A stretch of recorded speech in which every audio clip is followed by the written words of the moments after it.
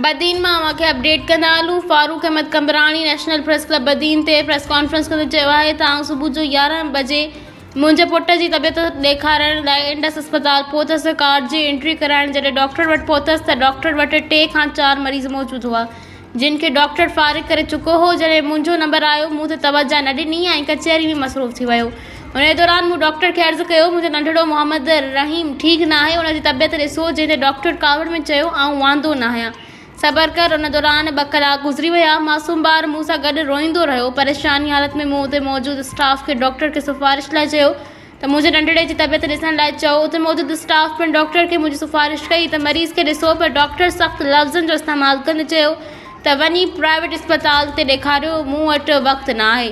Farooq Ahmed Kambrani national press club ते press conference कंदे MPA Badin, MNA Badin, DC Badin, DHO Badin ऐं Indus incharge doctor Sikandar Memon खे अपील कंदे चयो आहे त इंडस में मौजूदु डॉक्टरनि जंहिंमें मुंहिंजे मासूम ॿार जी तबियत न ॾिसंदी बदतमीज़ी कई, उन्हीअ ते नोटिस वरितो वञे त जीअं ॿियनि ग़रीबनि खे पिणु रिलीफ मिली सघे।